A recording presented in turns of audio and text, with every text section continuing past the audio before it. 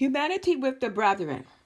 Hi, I'm Keturah, a friend of God, gifted with his grace given me through his power. Although I am less than the least of all of the Lord's people, grace was given unto me to preach the gospel.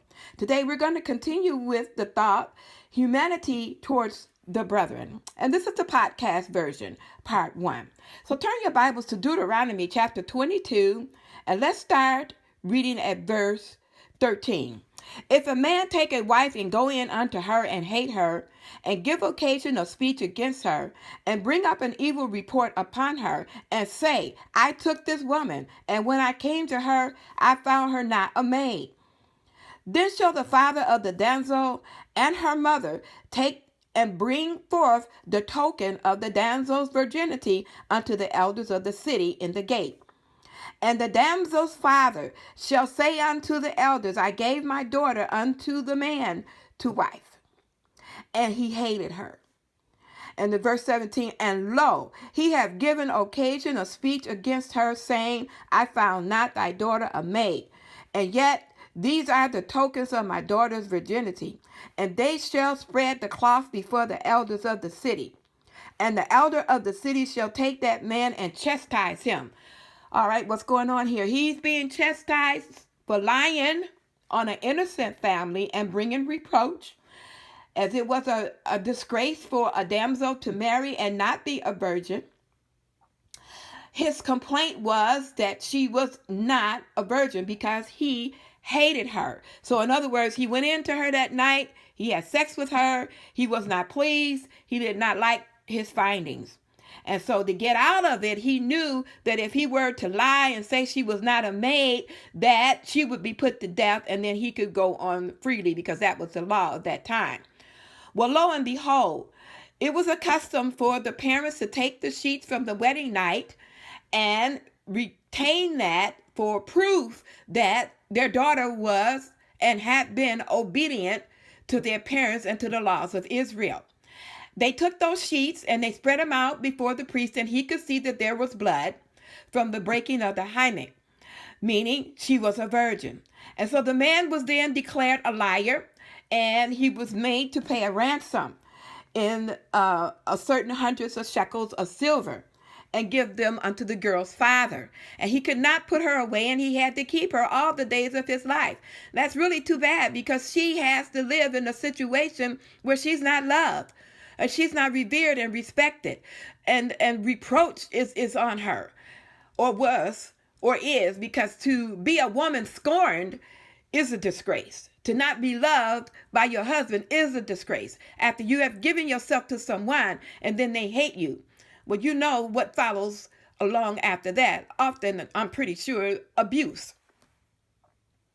In verse 19 and verse 20, but if this thing be true, and the token of the virginity be not found for the damsel, then they shall bring out the damsel to the door of her father's house, and the men of her city shall stone her with stones, that she die, because she had wrought folly in Israel to play the whore in her father's house, so that thou put evil away from among you. So if she was not a virgin at the time he married her, she would lose her life, because it was a disgrace in those days for a woman to not be a virgin. Now, that's not like that today, because our laws, especially here in America, we do not validate and uphold the sanctity of marriage as this country once did in the beginning.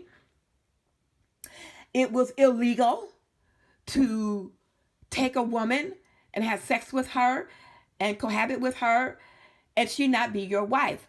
You had to have a marriage license. And so anytime someone would having sex together and they weren't married, that was an illegal act. It's illegal. But our country does not reinforce that. So here we move on in verse 22. If a man be found lying with a woman, husband, then they shall both of them die. So shalt thou put away evil from Israel.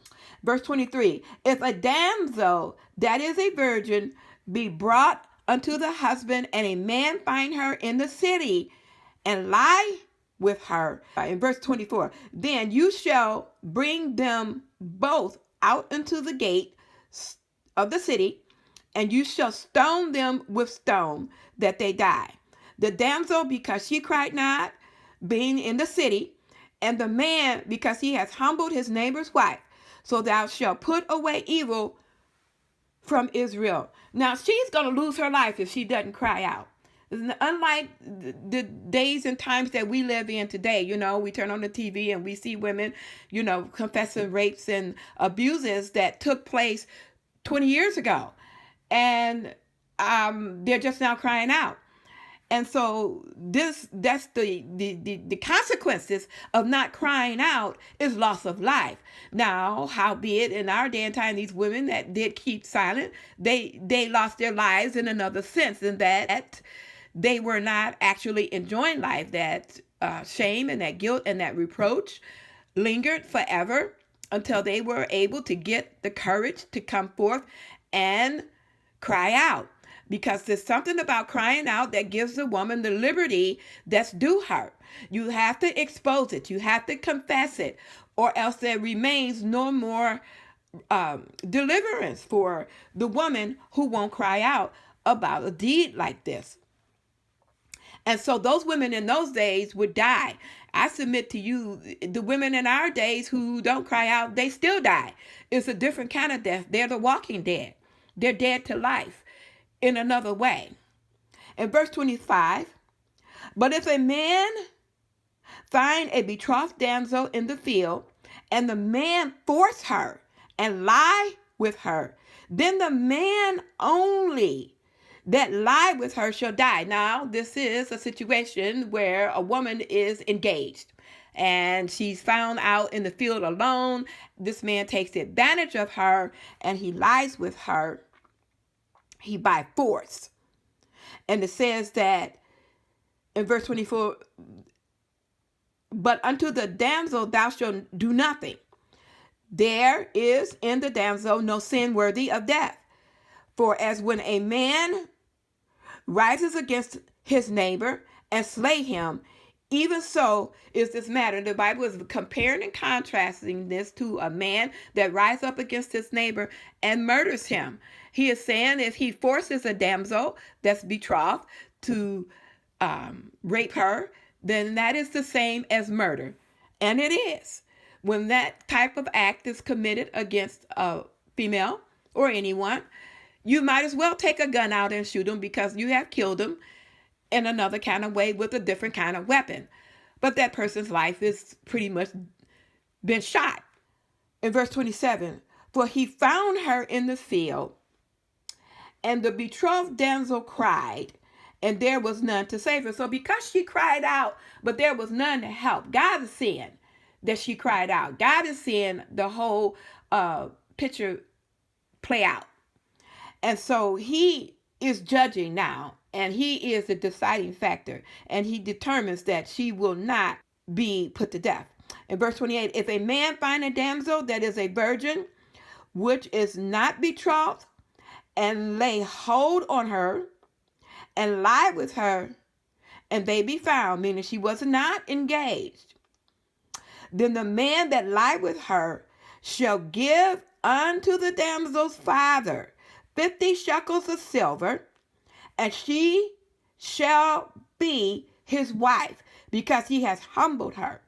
He may not put her away all the days of his life. And a lot of times in those days, when men wanted women, they didn't go always through due process of, the proper channels. Sometimes they just took the girl and went on and had their way with them. Well, when you do that, you consummated a marriage. You essentially cut a covenant with someone. And so that is your wife. And that's another reason why sex prior to having a marriage license is illegal. Because now you have made that person your wife or your husband once you lie with them. In verse 29, then the man that lied with her, okay, we read that. He's going to have to pay a ransom. That's like a lawsuit today.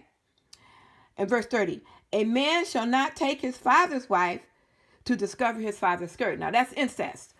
And it had to be dealt with as well, because a lot of times the men back in those days, the wealthy ones, they had concubines.